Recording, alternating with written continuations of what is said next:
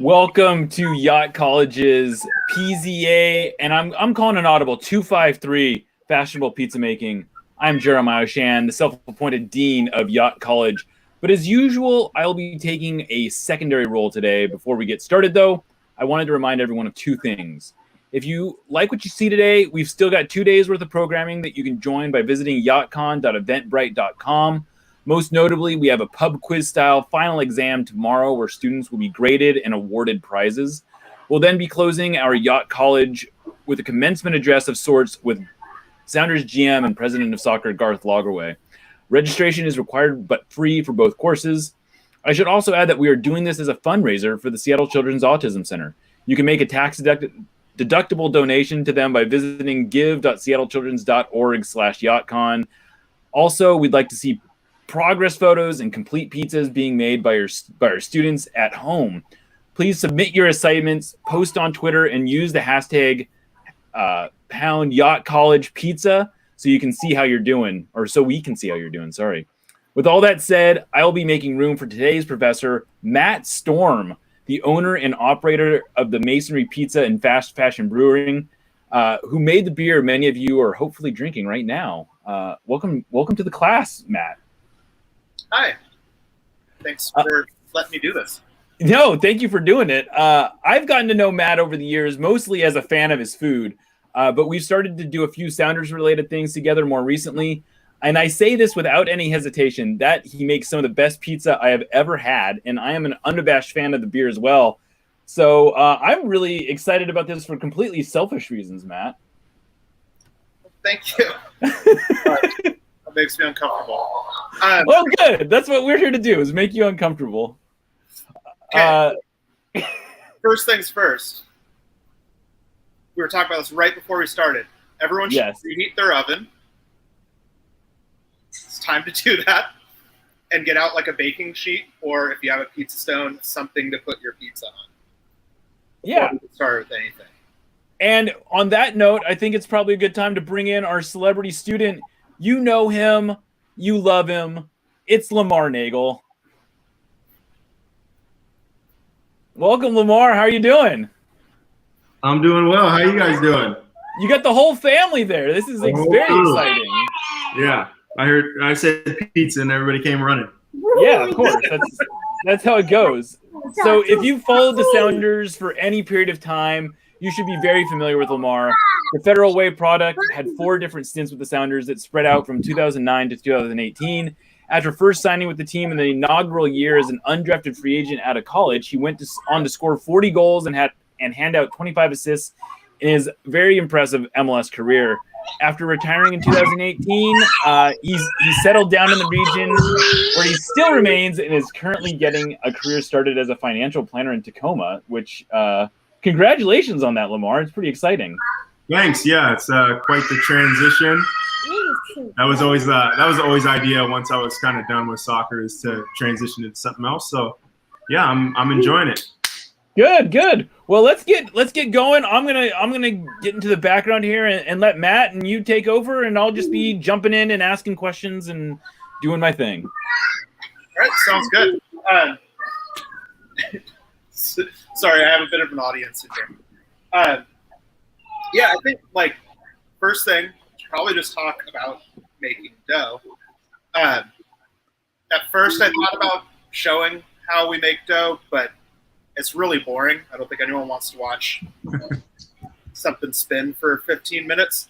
So, Okay. yeah, but the basic idea, like, I'm going by them.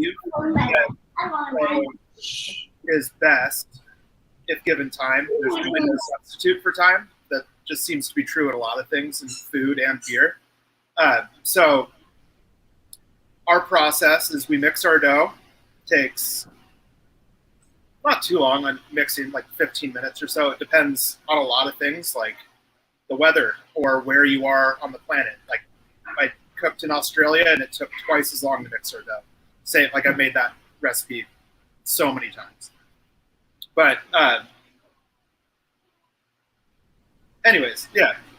Then we take it and we let it proof overnight. Generally, we make it when we're done for service. And then the next morning, get in and shape the dough balls.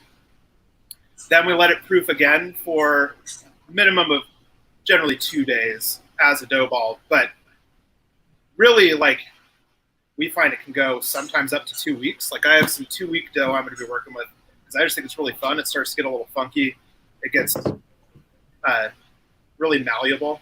It's like nice to play with. But yeah, and so to show that, we sent everyone with dough balls from 2 different days. So you'll have one that was shaped today, one that was shaped yesterday, let it proof a little bit longer. I think it's pretty obvious that the texture will be tighter when it hasn't proofed long enough. That kind of only gets better. Like generally, I think 3-4 days is when it's really hit its peak. But every batch of dough is a little bit different. And you know, I've had some people reach out asking about process and like tweaks. And I think for the people who are really trying to make pizza at home, some of the best advice I could give you is just do it with repetition over and over and over. Because the best thing you can get to know is your dough. And if you're changing it every time, you're not going to get to know it. So it took years. And like, I still think I'm learning about our dough. We've been open almost 8 years now. And the recipes never change. So yeah, I guess that would be the process for shaping. We do 9-ounce dough balls, so you'll have a 9-ounce dough ball. It rolls out to roughly 12 inches, but size I think has more to do with how the dough is feeling that day than act like when you're feeling it. Let's say this dough skin only wants to be like 11 inches. Sometimes it wants to be 13 inches. A lot of it is how much it's fluffed up and then come back together.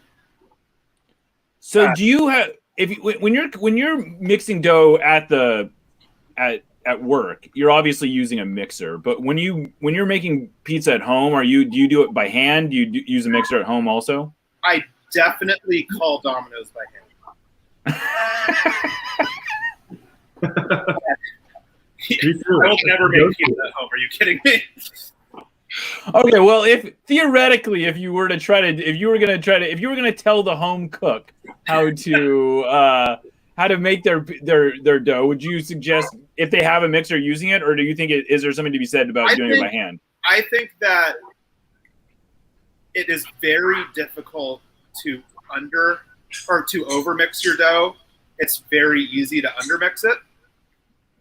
So generally what we do is mix until it's cleaned up the bowl itself and then let it go another 10 minutes or so.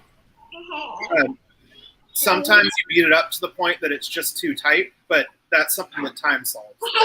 So if you let it proof a little bit longer, then it's going to get the texture you want.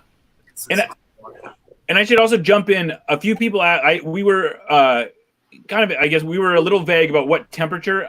The rule of thumb is as high as your oven can go, right? Yeah, as hot as possible. Right. Like, okay. You know what I'm going to make is Neapolitan pizza. We don't have an oven, or we don't have cooking appliances here outside of the thing I just throw logs of wood into. But yeah, like our dough works really well at home. a lot of people come in and buy just dough balls. It's fine. The way I tend to cook pizza is if it looks like it's done, then it's probably done. Like I think the eye test does a lot more than people give it credit for. I guess that's kind of how I cook in general. That's how I make beer too. Like, does it taste done? Then I guess it's done. So It doesn't matter what the calendar says. Lamar, how do you cook pizza at home? Is this how new of an adventure is this for you? Yeah, so we Natalie and I do it every anniversary. Oh, awesome! Valentine's Day. One of them. Her birthday. Yeah, Valentine's Day. Christmas. But we had one of the stones, the pizza stones, and loved it. We lost it in one of the moves. I can't even remember which one it was now, but yeah, we lost that. We got to get a new one because we love using those. What do you think of pizza stones, Matt? I mean, I think they're great. I don't know. Like I just don't really cook pizza at home. Yeah, but it just helps your. It just actually we might have one. Jim, what does a pizza stone do for your oven though? Is it even like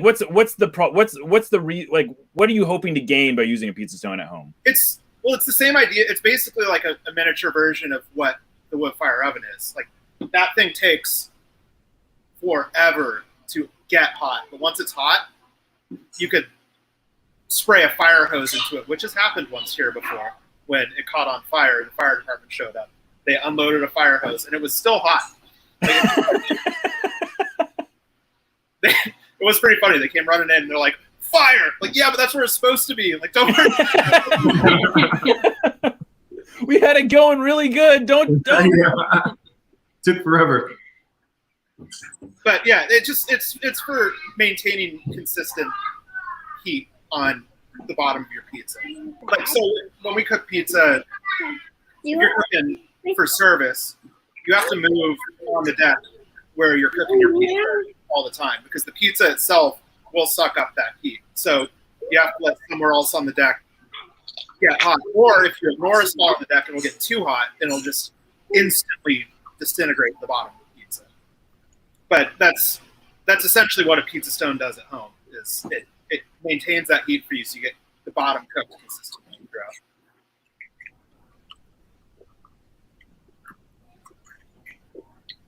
Great. So so we're preheating our ovens. We're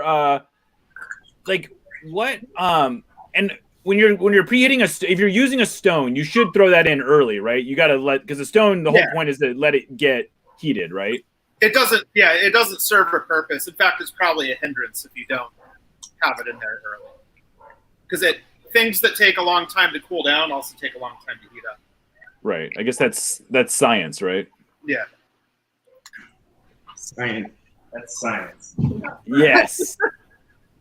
So, all right. So we're gonna get to actually forming balls, or what's the next step here? Yeah, probably. Sorry. That's okay. Bathroom questions. That's right. Yeah. So I don't know. Are we ready to start? Yeah, I think we're ready to start making some dough. It's like forming our dough ball or foaming our. We already have the dough balls, right? So yes. you Actually, tell us. One thing I should have said early on: stretching dough, you should have flour. So get out some flour. Lamar, do you have flour out? Yeah, we got flour. We're too on it. It's up at the very top, On it. in the back. On it. On it. On it. On it. On it. On it. On it. On it. Got it. On it. On it. And then I think so. We labeled them all 1 and 2. The 2 is the older dough. That's going to be the easier one to work with. So it's probably the best one to start with. Young dough is pretty difficult to work with. the glutes haven't really fully formed yet, so it wants to tear. It doesn't want to hold together. So I think best bet is to use that older dough first on this. But the older dough will also taste better. So All right, I got this box too. yeah. While you guys do that, I'm gonna open a Craft Casual, which is the beer you made for this event. Plug. The beer Stoop made for this event. Well, that's right, Stoop made, and they did a great job on it. They did. Which one are you grabbing? I'm drinking the Craft Casual. I gave so you know, Matt. I gave him a couple of the thin crust, Oh yeah. Which one? which you did make. What's that? Do the Craft Casual, I think. Oh, absolutely. Yeah. Yeah, we're I gonna am make gonna that. make that. And then I think we're go to the action cam. If we're gonna On it. stretch dough.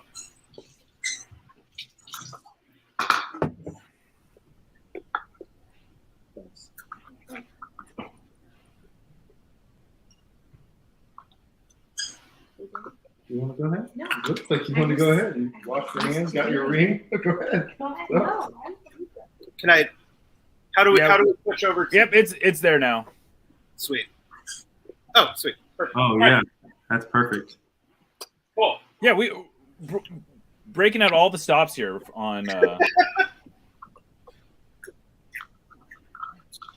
Yeah. So when I find out that everyone's been calling me at Fremont because the place is burning down and I haven't responded because I've been teaching y'all to make pizza. Yeah, it's okay. All right. Something that I would say for sure about stretching dough. I learned to stretch dough when I was 16 at Papa John's in Redmond. And I stretched dough still like I stretched dough at Papa John's in Redmond. I worked there for 2 years. I've probably still to this day made more pizza at Papa John's than I've ever made here because I made so much pizza. Like my hand too. Everyone that works here stretches dough a different way. They stretch dough the way that works for them. And a lot of it has to do with hand size, like just a lot of different reasons why you would stretch dough a different way. A lot of people, well, we'll get more into that. But I'll just show you how I stretch dough. I like to get it the air bubbles out, which younger dough will have more air bubbles. I'm using older dough that has basically no air bubbles. Nice about it. But if you just tap, that does a pretty good job popping the air bubbles.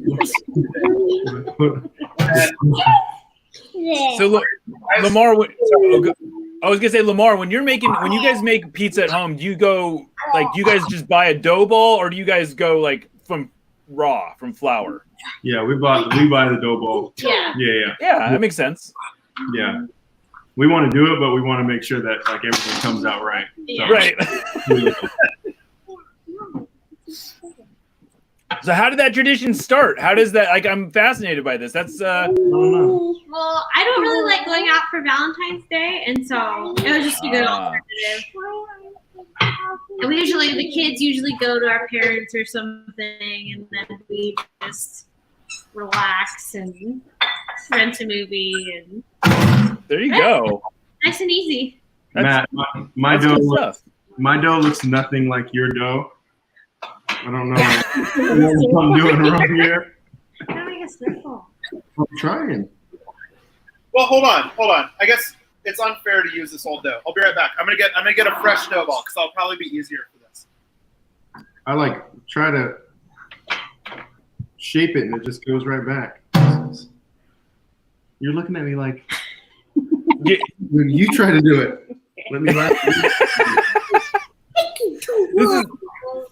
You gotta help out. Yeah. Oh well. Yeah. Watch this. There's so much flour on it. Dough. Cookie dough. That's all a cookie dough. You know, this is the same issue my wife and I had. She is so much better at forming dough than I am. I struggle with it mightily. And that is, I feel like, the biggest challenge of making pizza is just getting that dough out right. Look at that. She knows what she's doing. She does. She already told me that I messed up on the first step. I put too much flour on it. So putting too much flour on old dough, I don't think that's a good. I don't think you can put too much flour on it. Is that how? Yeah. So this is 2-day dough. And again, like, so I like to try to form the crust as I do this. You can already see with the previous one there was less There you go. air. There's quite a bit of air in this. Now You just do this. work it around until it's like a big old bubble. Then you can kind of just squash it. Air bubbles out. And then I serve like this. So basically, you just there, the other side of your palm, and like pull with it. Oh. So that this is middle.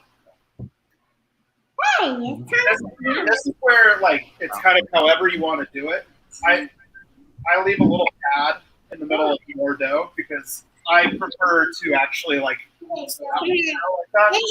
A lot of people just run around in their knuckles. It produces the same end result. It's literally just how you're most comfortable. Work with it. Like I've seen a lot of people who will do essentially what I do, except for with the table like that, and they'll just slap it over and over. Yes, but you can get it most of the way there on the table, and then all you really need to do is when you're stopping, you're basically like rubbing the dough up your arm.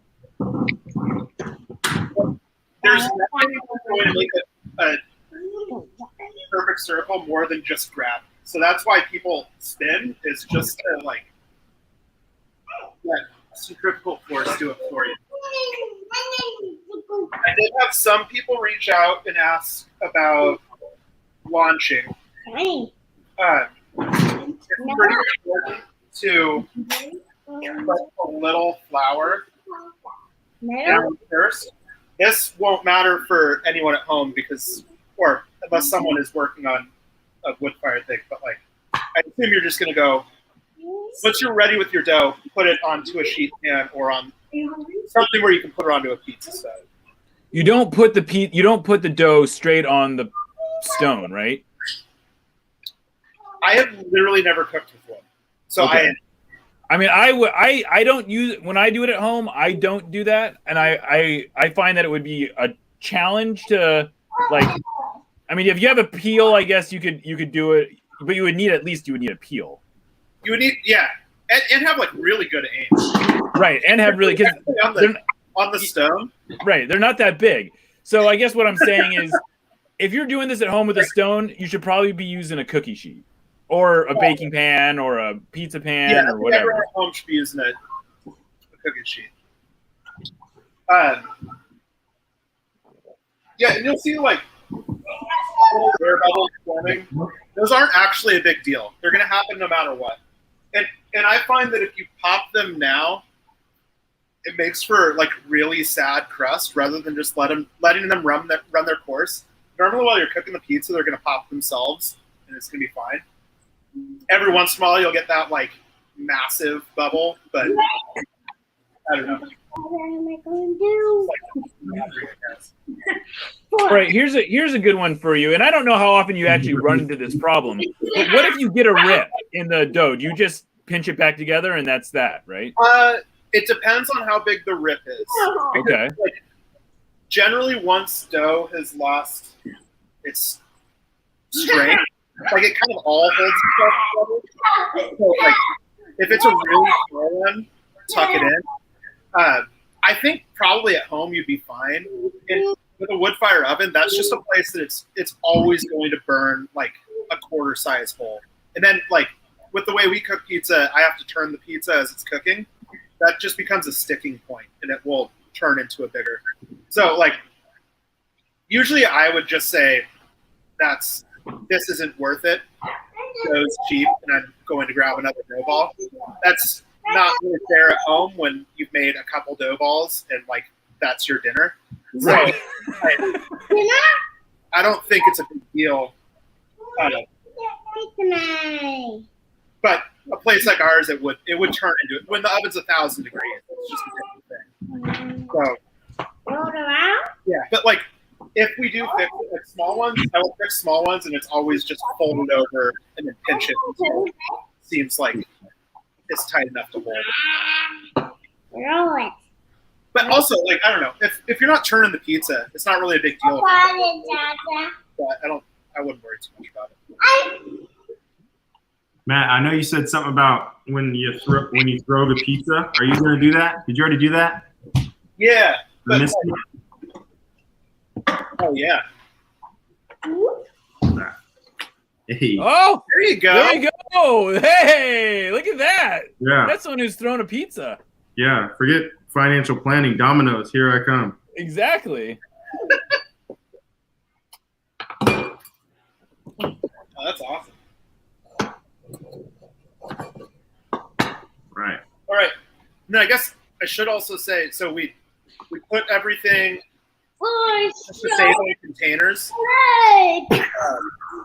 There are enough ingredients for 2 pizzas in all of the containers. So I mean, make whatever you want, riff on it. Doesn't really matter. But yeah, if you're trying to follow exactly, then just use half of your sauce. Go on. All right. Will do. Half the sauce. Thank you. Half the sauce. So okay, so we're on to the sauce. What's your sauce recipe? What's your secret sauce recipe? We do this crazy thing called pureed tomatoes and add salt. Oh, wild. It's insane. I know. But all joking aside, I think a lot of people overthink their sauce, right? Like a pizza sauce, really, if you get good canned tomatoes, you don't need much else other than salt. No, and especially for what we make. So like, it depends on your style, you know. And we have when we make Detroit pizza, we put our sauce on there, and it's kind of a bummer because it just doesn't hold up to like essentially buttery focaccia. Right. But with what we make, where it's just kind of like you want like really, really, really bright, really there you go, flavors, because we're not putting a whole lot on there. I think just buying the nicest tomatoes you can find and adding a little bit of salt, you can't really do much with that. And do you have? I think this is like heresy for a lot of people who make the style pizza. I think California tomatoes are better than Italian tomatoes. Italian tomatoes are too sweet, and California tomatoes have a really nice acidity to them that kind of cuts through a lot of like, I don't know, cheese is fatty, you know. So you need something that punches you a little bit. California tomatoes do that. So we buy really nice California tomatoes. Drain the liquid and then toast it a couple times with Roku with a little bit of salt. Basically, like I think you can do it to taste. Like we obviously have a recipe, and I'm happy to share it with you. So it's one of those things. We still every time there's always gonna be a little bit less liquid, always a little bit more liquid. You just taste it at the end. Does it taste good? Yes, cool. Leave it. Does it feel like it needs a little bit more salt? Add a little bit more salt. Does it feel like it needs a little bit less? Add a little bit more tomato. It's pretty easy. Just make it how you want to make it. But What do you think? What do you think of that beer, Lamar? It's good. Yeah, I'm not usually a beer drinker, but it's good. I'm usually whiskey. But Oh, not bad. Yeah. well, I've been talking to a few breweries, so I may have to switch it over and start drinking. there you go. no, I just want some whiskey right now. I know. We have a class for you actually that we did last week. Last Friday we Will. did a. Was it we Will? did a yeah, with Will, exactly. He always gets the good ones, man. I love pizza, but Will always gets like him and Hanneman always got like the beer stuff. Yeah. We'll keep you in mind next time. Yeah, next time I'll do the cocktail hour With the kids. with the kids. Yeah, Exactly. yeah.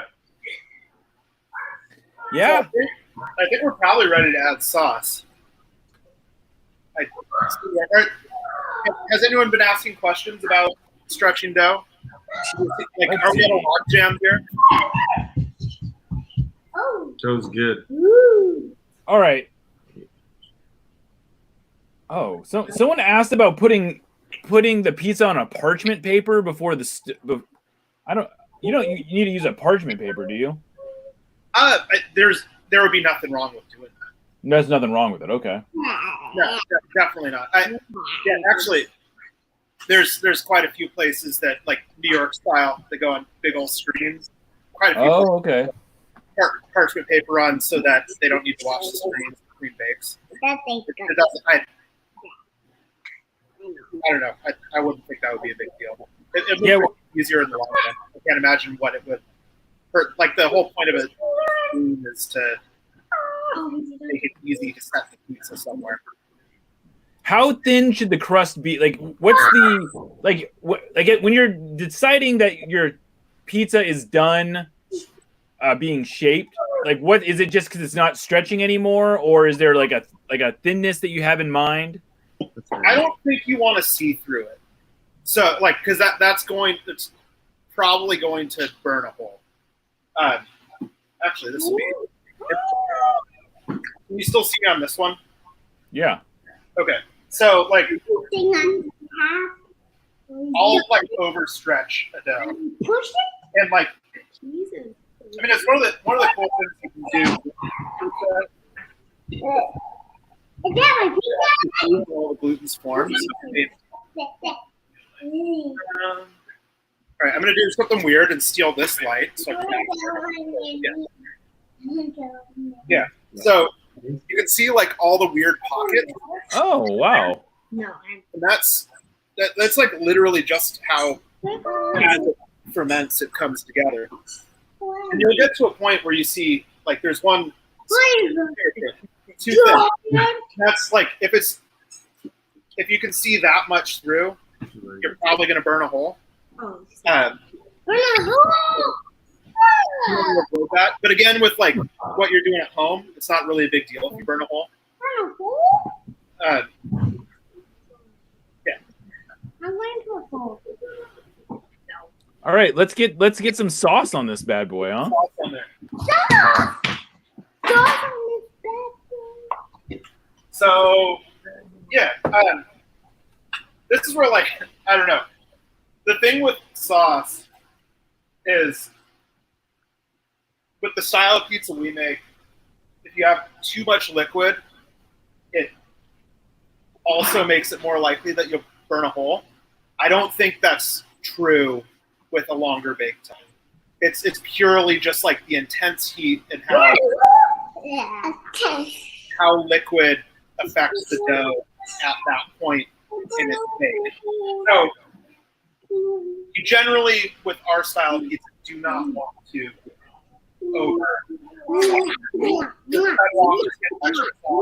I love sauce, so I'll just get extra sauce on the side to dip into.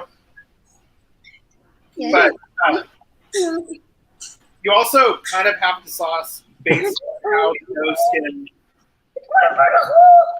tells you it wants to be stretched. Like if your dough, you have the same amount of dough every single time, but sometimes the dough wants to be 11 inches and sometimes it wants to be 13 inches. That's just surface area, so you need to have enough sauce. But it's about like just the coverage. And this is what I would say is like a safe way to cover your pizza. With what you're doing at home, like if you like double sauce, like I do personally, you can sauce it up. It's not really a big deal. You're sitting in place, longer bake time, you'll be fine. Yum. I do that if any liquid is on the crust, it will prevent it from separating, which is like my favorite thing on the planet, watching the pizza. But anyways, yeah. So, and we actually gave you like a little more sauce than you need. So like, just make it how you want to make it. That's like at the end of the day, that's pizza. And anyone who tells you you like the wrong pizza is an idiot. You like the pizza you like. I did get the question about pineapple though. Oh, What's your I opinion? saw your response. By the way, you're wrong. Pineapple rules. We don't put it on our pizza here because we don't make the kind of pizza you put pineapple on it. But that's like all I eat at home. Is the pineapple? As much spice as possible, and then also pineapple. Yeah, that's definitely a like sticking point for a lot of people. It's like you're a weirdo if you don't like what I like. Pineapple.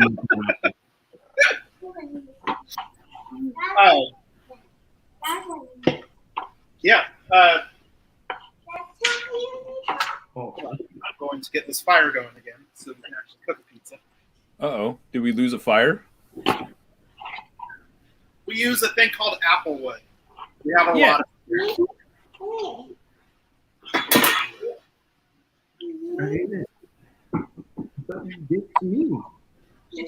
So how much difference does the kind of fuel you're using make in the flavor of the pizza? For us, zero. It has nothing to do with it. We just burn too hot. So, like, if your oven is It's just so. taking smoky flavors out, that means your oven isn't hot enough to cook pizza.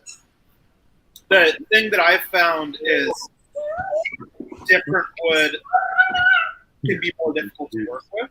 So, like, I've cooked with just like your average fire log, and it'll pop a lot because it hasn't been dried out enough. So you just get like ash that like launches onto your pizza. But like, you get used to it. You dry it out on one side of the oven, then you move it over once it's ready, and it's fine. There's places in Italy that like literally will just take like chairs they're not using anymore and throw them in, like old pallets, like whatever. It's like it at these temperatures, it's just fuel. That's it. So we did like when we cooked in Sydney, we had to use a lot, or it was Australian iron bark, which It sounds tasty. That lit. It took hours and hours and hours to actually get a fire strong enough that that stuff would light on fire. But once it did, it was like one log for an hour. It didn't matter. It was like super dense. So it doesn't have anything to do with flavor. It just has to do with like cooking. So I don't suspect that you're going to know the answer to this, but I'm going to ask anyway. Would you suggest turning the broiler on at home in order to get your oven hot enough, or is that not a good idea? I know a lot of people who do that. One thing before there were the little pelletized at home Neapolitan things, a lot of people would put their oven into cleaning mode. And they would like remove the safeties that allowed you to open the oven while it was in cleaning mode so they could get it hot enough. Probably not a good idea. Don't sue me. But I don't think. So I guess the moral of the story is really do what you got to do to get. If you're really serious about cooking pizzas at home, you got to get that oven as hot as possible. Yeah. I don't even know if ovens have cleaning mode anymore. But. Yeah. Someone just said pineapple is the timbers of pizza, and I got to say I disagree. I liked pineapple on pizza. We made a pineapple and spam pizza. We made a pineapple and spam pizza that I thought was amazing. I love my onions. Pineapple and spam, yeah. Yeah, I don't know. I'll come up with something funny later. Yeah. You won't be watching me anymore. All right, are we ready for toppings? Ready for cheese? Yeah. The first we're doing, right? All right. So we gave y'all low moisture mozz. Normally we would use restaurants, but just it isn't the same at home. So I'm sure about that for you. So, and really, it gives you more coverage. Do it in English. Where are you? Where are you? Yeah, so like, if you really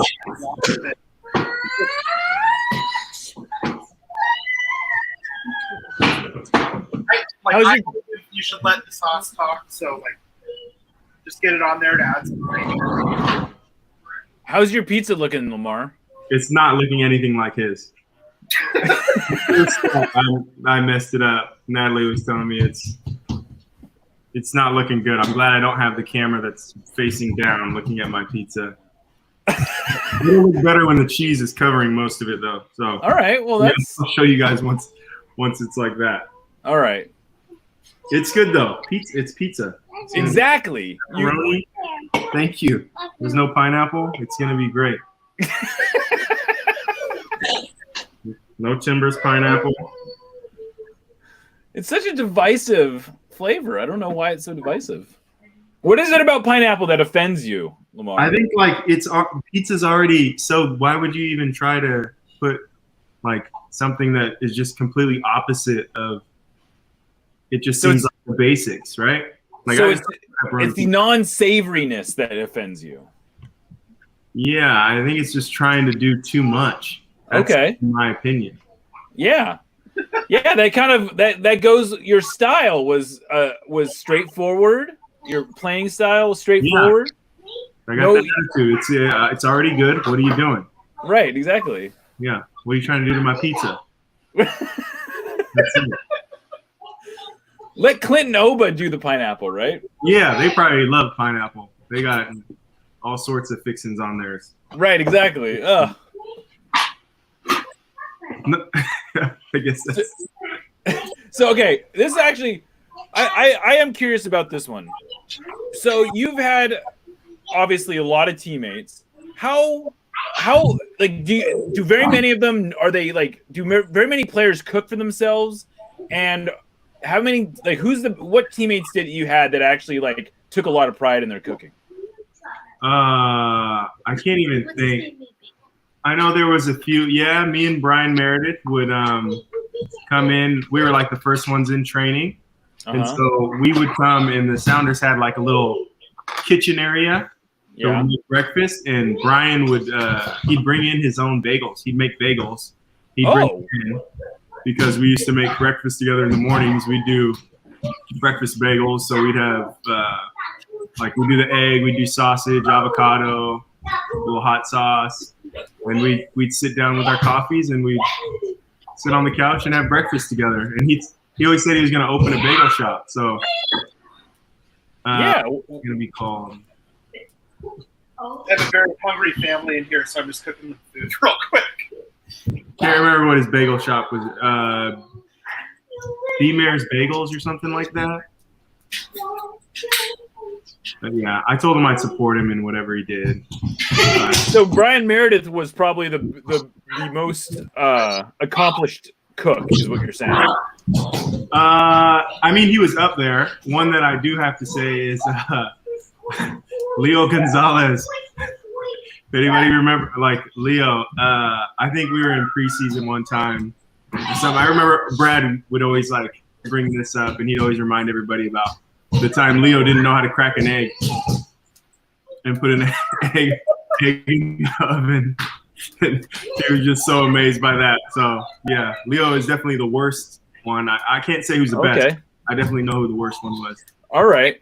Well, the funny thing is that Leo has now come up in two consecutive. He came up in our last class too, because David Estrada was apparently a huge Leo Gonzalez fan. Amazing guy and great player. Just didn't know how to cook an egg. Didn't know how to cook. Yeah. He was good with other stuff. You can't be good at everything. No.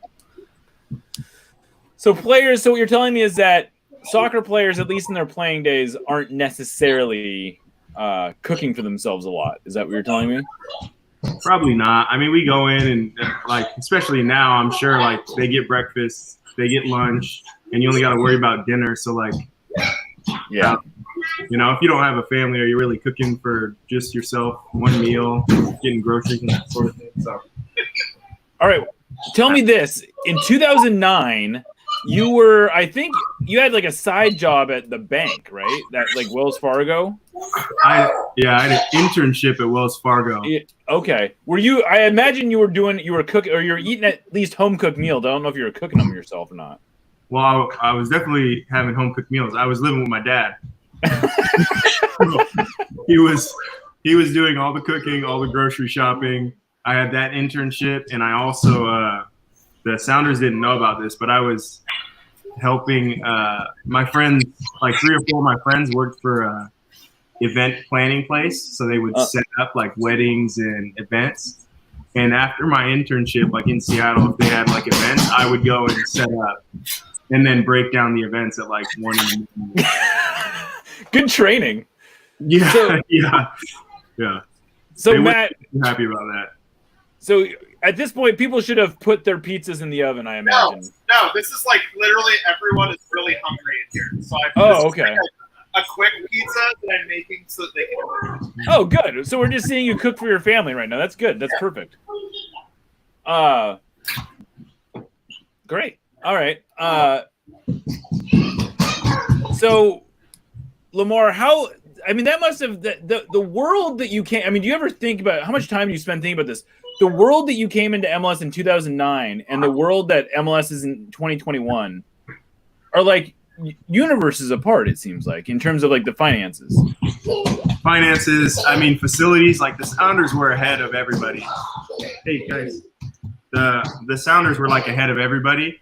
And now, like all these teams have their own stadiums, their own training facilities. So it's definitely changed a ton. I mean, I actually did a financial literacy seminar for the Academy and Tacoma Defiance on Wednesday, and I had them guess my salary. In 2009? Yeah, I think a couple of them were close just because of how I like brought the subject up. They were like, it had to be really low. But yeah, a lot of them were very far off. Yeah, it's changed drastically. Yeah, I would imagine everyone on the Defiance that's on a contract is probably making more than you made as a MLS player in 2009, right? Yeah, I mean, I'm not sure if that's true, but I can't imagine them eating or having a place to live if they did like the amount that I had or less. So yeah, I hope. Right. Yeah. Right. So one of the questions that we got, Matt, was basil. Does that go on before or after the oven? There are many schools of thought on that. Well, there are 3. There are 3 schools of thought on that. Yeah, there's only so many times you can put it on, I guess. There's before, during, and after. I guess like the during, they probably argue a lot, but I prefer after. I think that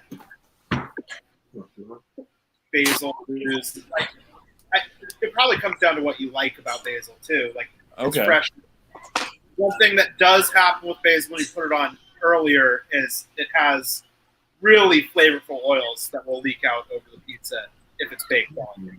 So I think kind of everyone is probably right. I prefer it after because I like the really herbaceousness of basil when it's fresh, and I think it kind of texturally turns into a soggy leaf if you put it on before, which I also don't really like. But I don't know, some of the best pizzas I've ever had in my life had basil on before. So I think everyone should just get along on that one. Okay. So it's like a lot of things about pizza making, it's kind of figure it out for yourself a little bit. Like find out what you like, find out, like get familiar with the way that you do it, and then kind of do it. Yeah. Right? And I think like don't put too much stock in someone saying that that's a terrible thing to do. Because like at the end of the day, like pizza didn't have cheese on it until like 200 years ago. It spent more time being a dish without cheese than with. So like I don't know. I think getting like too into what is good, what is bad, what is pure, what is not. I think that's just kind of a waste of brain space. Sure. All right. We ready for an oven? Probably. Yeah. All right. Someone did ask about launching earlier. Like I was saying. Yeah. What is launching? A lot more difficult now that this pizza has sat on this peel for a long time because they are now best friends. Like this pizza is asleep. It doesn't want to get up and go to work anymore. But the big thing you basically would do on a peel is just shake it until it doesn't want to until it comes back away. Like if a fresh one will move really easily. But if you spend too much time topping it, it's like one with the peel. So you kind of just need to use it. All right, so here's a question. If you're using a peel, is there a trick to getting the pizza on to getting the dough on there without it losing its form? Without it losing its what? Without losing its shape, without is there an easy way to get it onto the peel? That's there. I think that is just time working with dough. You'll get it to the shape you want, and then you just kind of gently rest it down. Okay. Yeah. So there's a lot of just I think like for anyone at home who really wants to get into making pizza, it's still to this day dough will infuriate me. It's okay if it infuriates you. Like that's kind of a part of it. You're not like ever going to get to this point where it's just perfect every time. You'll just do it enough that you know how to adjust. And so now it wants to go. Hold on. Should we shut this one off? We're gonna move it. We're gonna move it into oven mode. Yeah, you could turn it off. We could. Yeah, we'll turn it off and then we'll move it and then so people don't have to watch us move it. Which me talking about it ruins the magic that I wanted to do, right? Hold on. Wait, Chin. You don't need to do anything. We'll do. Yep, it's all, there you go. All right.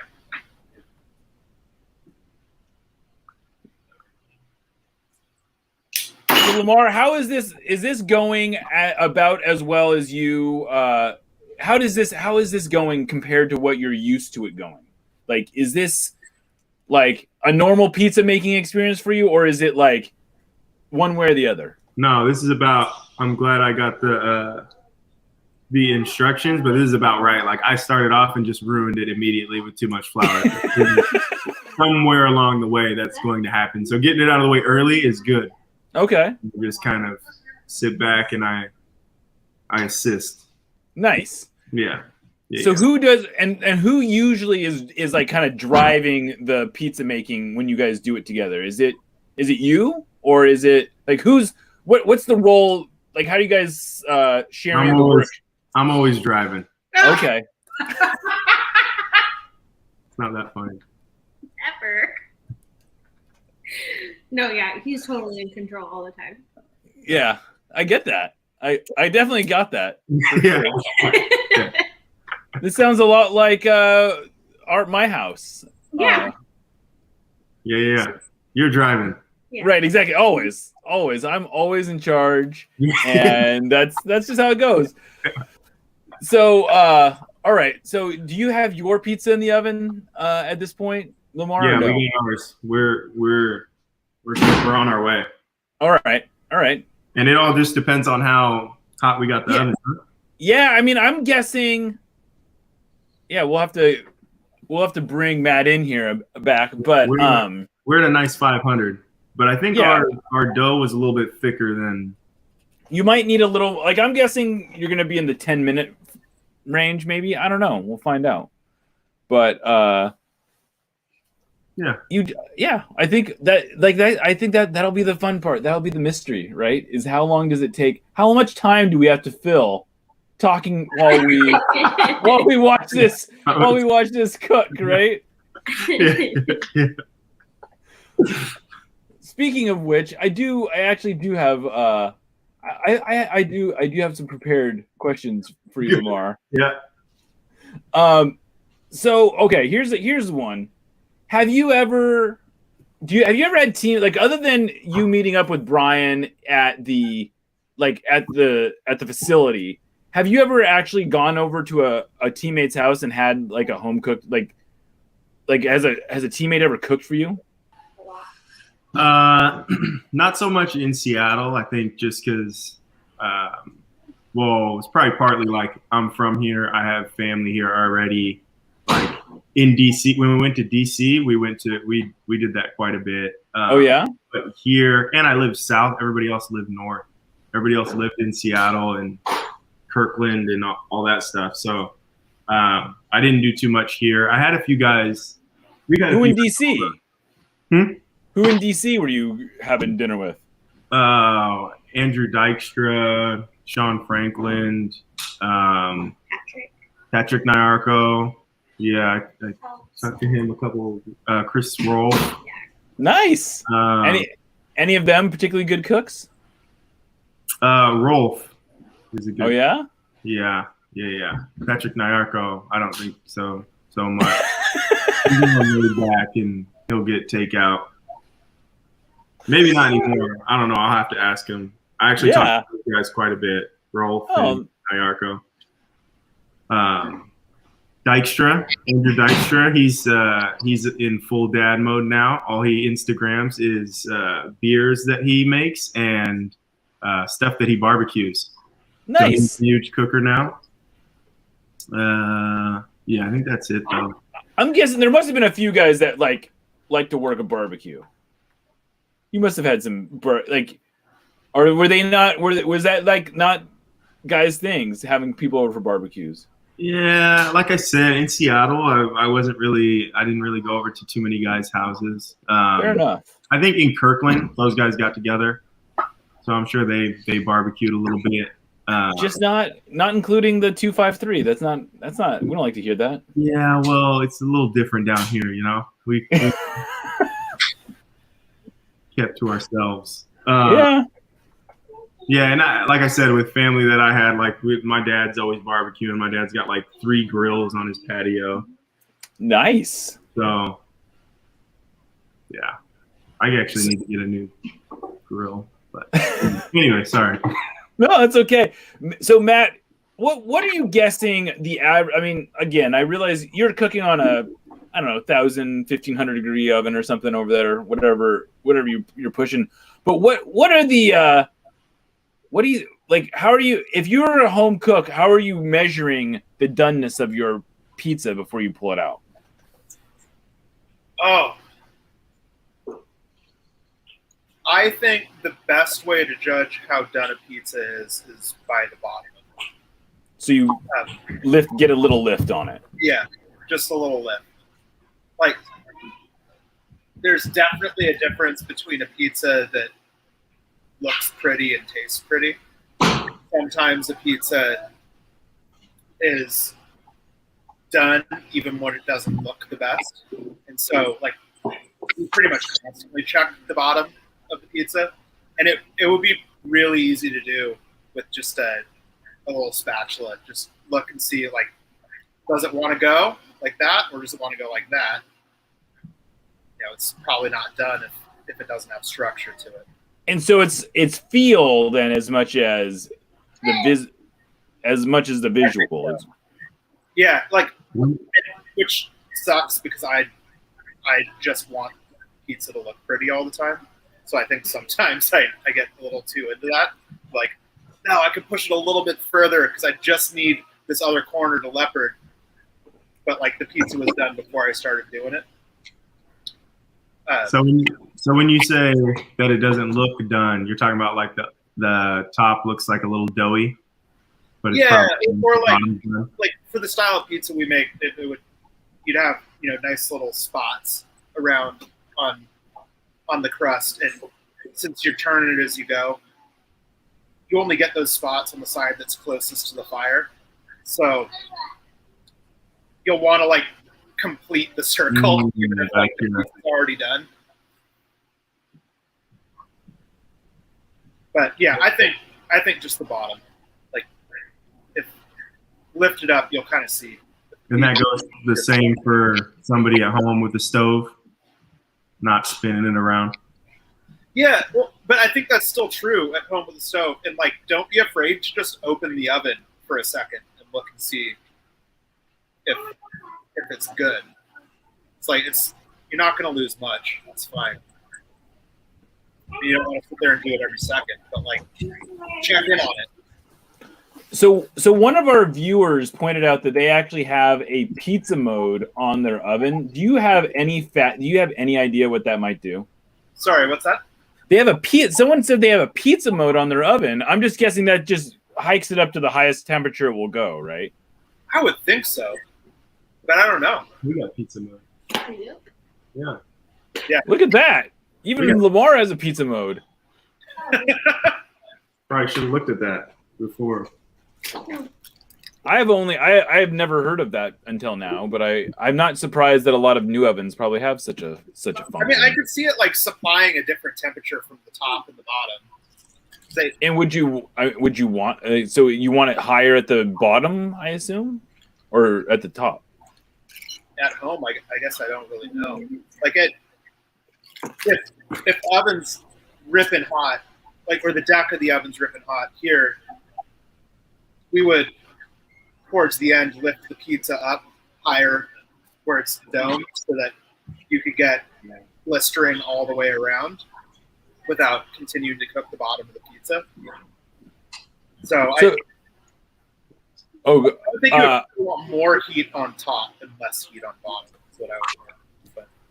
So this is a question that I realize I'm going backwards a little bit here, but is there a kind of flour that you like to use and that you would recommend people using, or is that really like you just go with whatever you can get? I mean, we use high gluten pizza flour, and I don't know. It's just kind of what we always have used. We use it from a place that the flour is all from Idaho. It's pretty rarely available. I don't think they do it on a like consumer scale. It's all just like big ass bags. But I don't know. There's like I think high gluten is kind of the big thing. Just making sure you're making enough structure in it. Is like there's a reason why gluten-free pizza tastes the way it does. Which is to say that you're not a big fan of gluten-free pizza, I'm imagining. That might be true. That might be true. You keep saying that people should do pizza the way they want to, but then you're throwing in these little no gluten, put pineapple. All right. I'm taking notes. Oh, that's good shade. I see what you're doing. I like it. I got to tell you, I love this shot of the oven right now. I'm glad that we did that because it is a very pretty image that we have there, that glow coming from the oven. I love this oven. This is probably the jankiest one. We have 3, and this is the jankiest, but it's the one that has my heart. Yeah.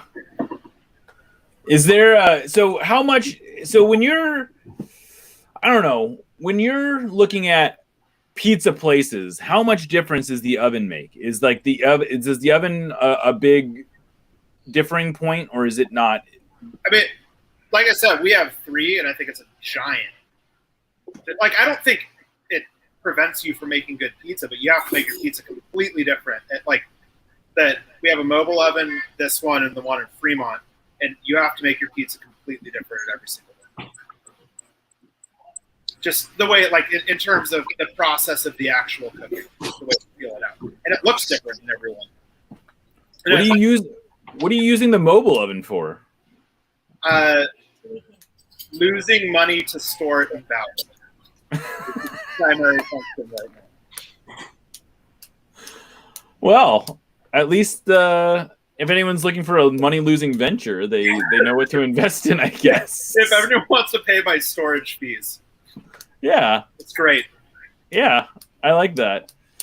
Well, so what are you drinking today, Matt? Are you drinking craft casual with us? I am. Yeah. I think Snoop did an amazing job on this beer. I think it's a really good beer.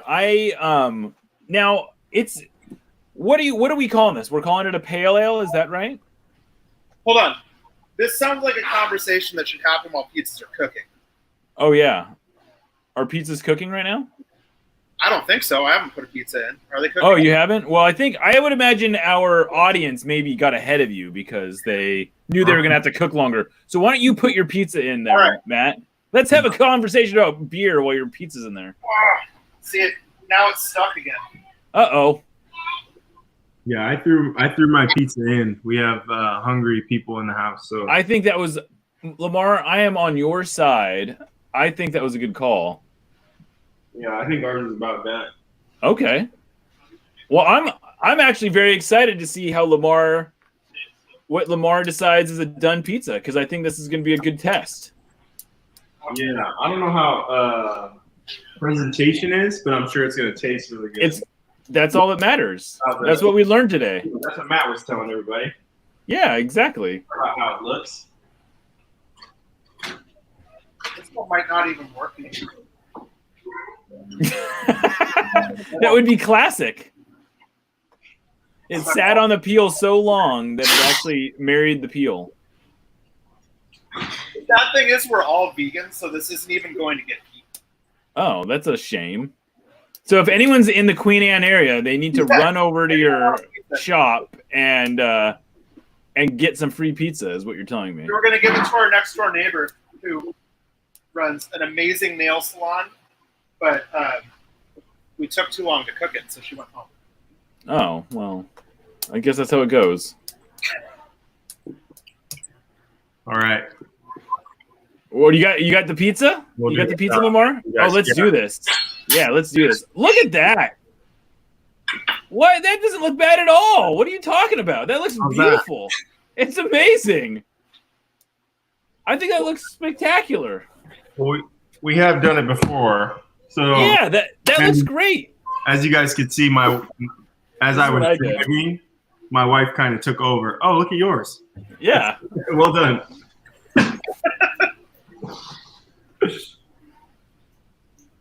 Yeah. Cut this up. Actually, might throw the other one in real quick.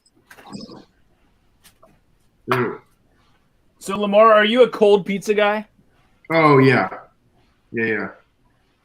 My wife thinks it's really weird if when I just like take it out of the fridge. She's like, "You want to warm that up?" Still to this day, you want to warm that? No. It's all right. Pizza. I love cold pizza. It's gonna be good. Are you eating cold pizza right now? I mean, it's not like out of the fridge, but it's definitely cooled off a lot. Yeah, I picked this up at like 5:30, so 2.5 hour old pizza. Yeah. That's why you wanted people to throw their pizza in. Exactly. I didn't want to be so conscious about. Yeah.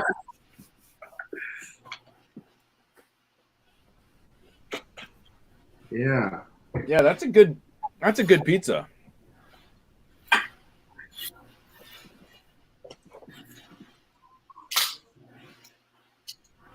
Do you have a favorite pizza? You're in Bonnie Lake, right? I am. Yeah, we're in Bonnie Lake now. We just moved at the beginning of February. Yeah. You have a spot out there a pizza spot that you found over there you like? We did for a little while, but this is a while ago. Alago.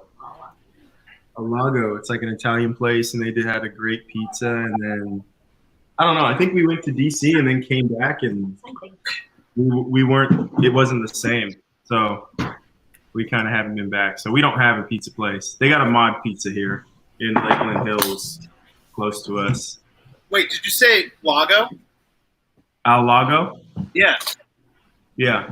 Is that what you said? Yeah. That place rules.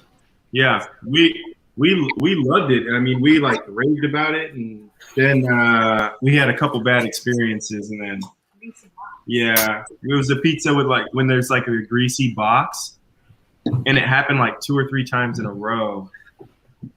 Maybe they fixed it. We just, I don't know, just ruined our experience, you know.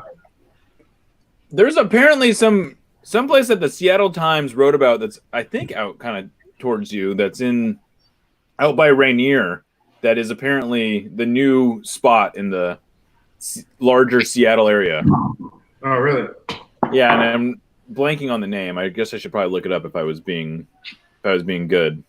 But You're busy.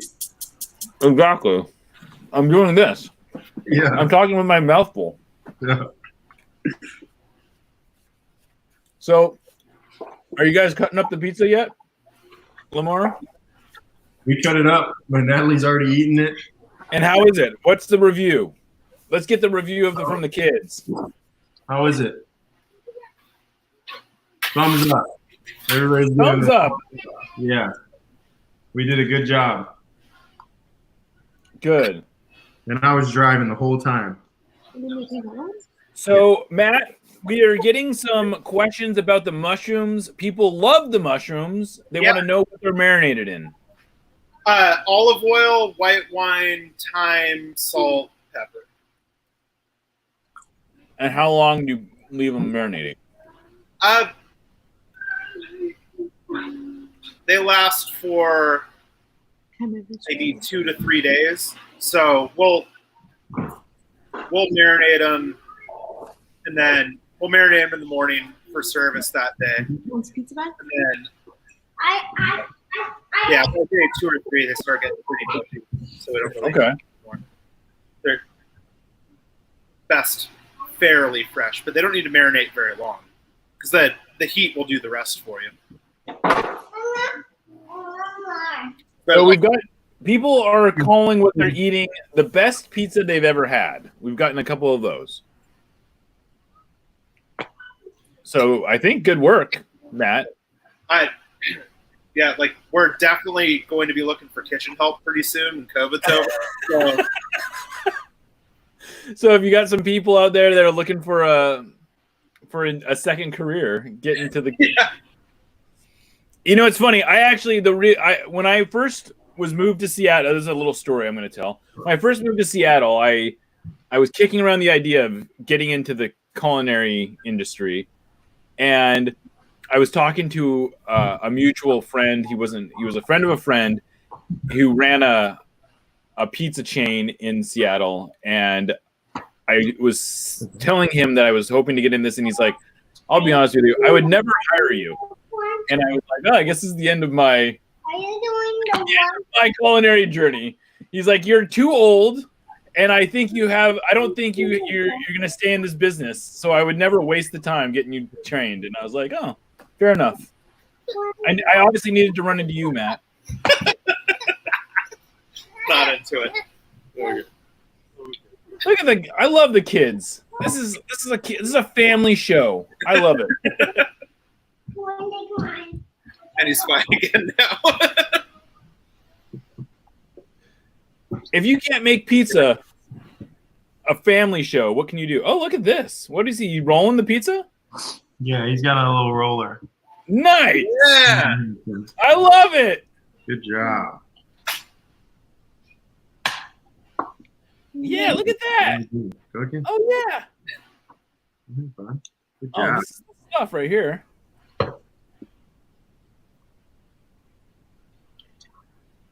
You're a star. Good job. Yeah. All right. That's good. Good job, bud. Roller. I love it. Roll gun. Roller? The roller gun. Roll the So, gun. Matt, we need more kids in the kitchen, don't we? Yeah, remember my name? Hudson Gray. What was that? Hudson.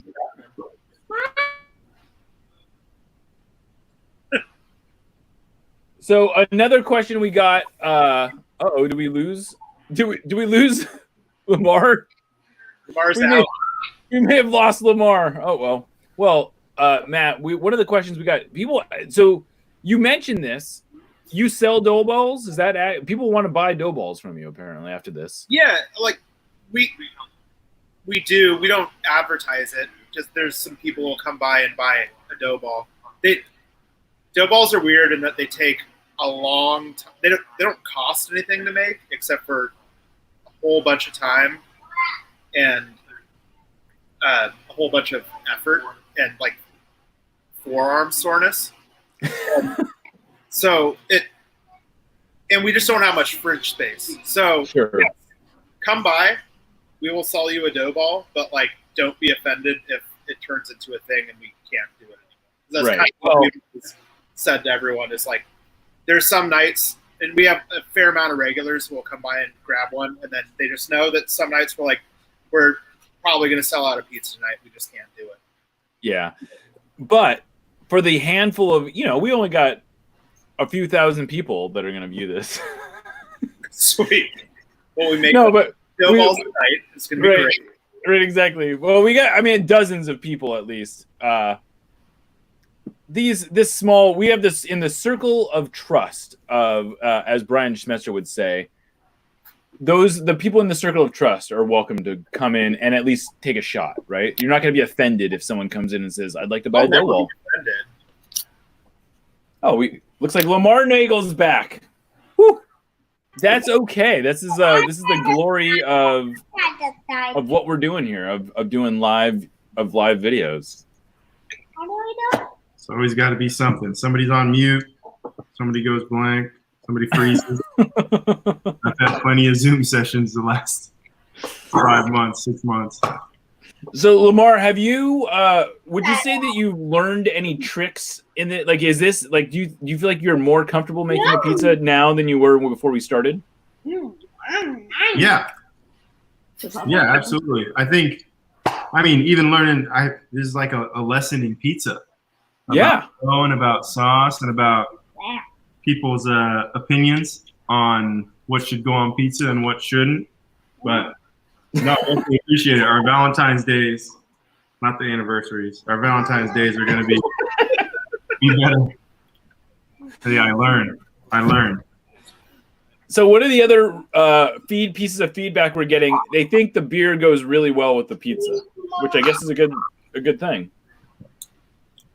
Pale ales go well with pizza. Yeah. Everything.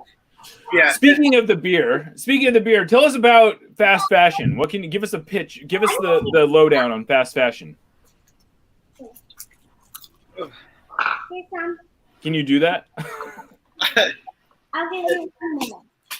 It's what is currently I broke it. consuming my soul. Okay. Yeah. I know, we brew You're putting out like a beer every week, it seems like. about that.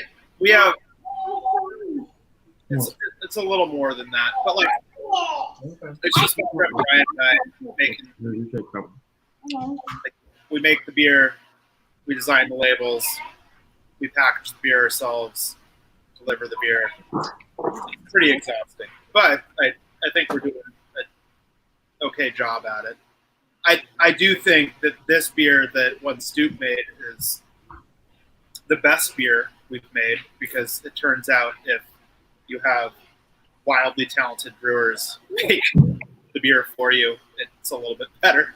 Yeah. But Yeah, this was like, I don't know how much of this was, Yeah.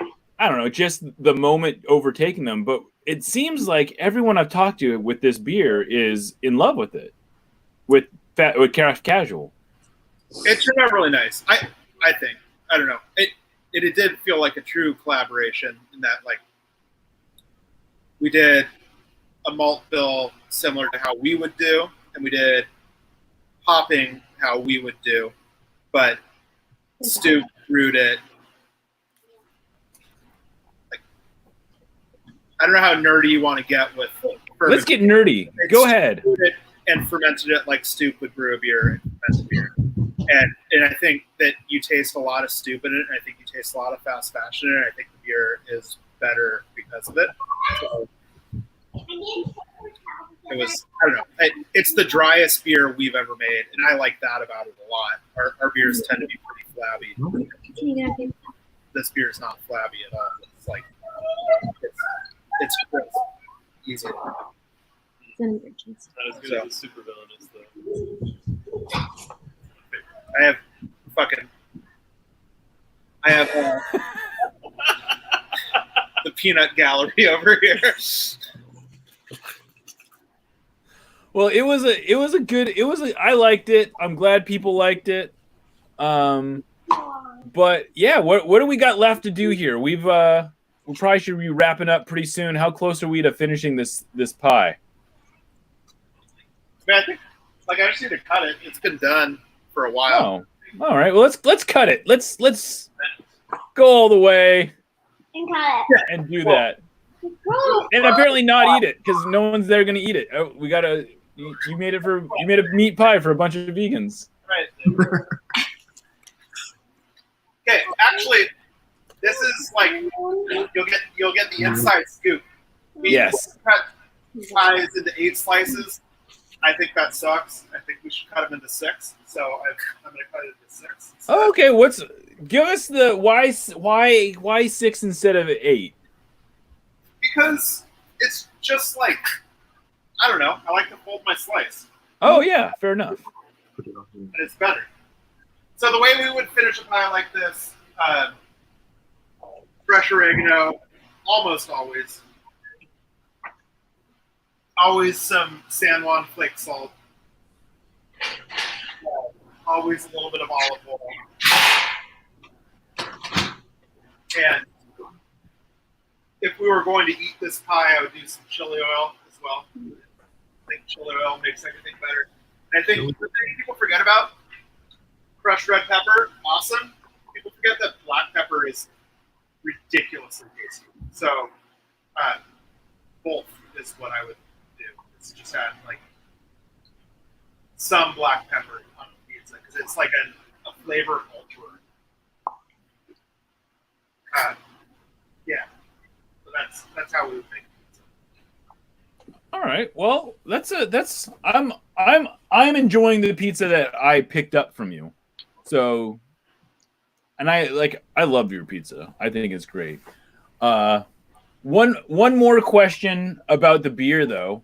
When two we're seeing this a lot, I feel like a lot of collaboration beers. What does that actually like? What's the work share look like? What does that mean when you're collaborating with, like, I don't know, how would you explain that? Generally it means that we're looking for an excuse to hang out. Oh. The person that is brewing the beer is the one that's actually doing all the work. Generally what I mean. Actually, I thought on this beer it really did feel it was really refreshing as to what a collaboration could be, because I do think it was a beer that tasted like our minds came together on it. And I have so much respect for Stoop. I think they're some of the most talented brewers in the Northwest. And they just kind of make solid beer all the time. And I don't know if they get enough credit for that. They should get more credit for that. Yeah, but oftentimes collaboration is just an excuse to hang out. Well, I think we can all appreciate that. Matt, Lamar? have you heard of the Mosaic State, Mosaic Brewers Collective? Mosaic Brewers Collective? Yeah. No, I haven't.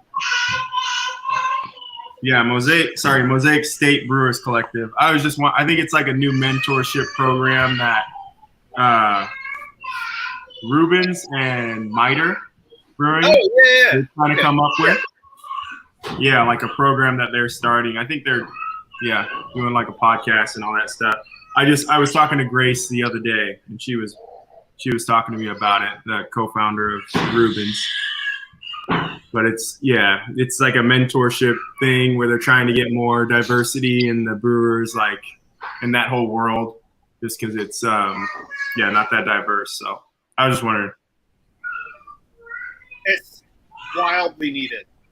It's so needed.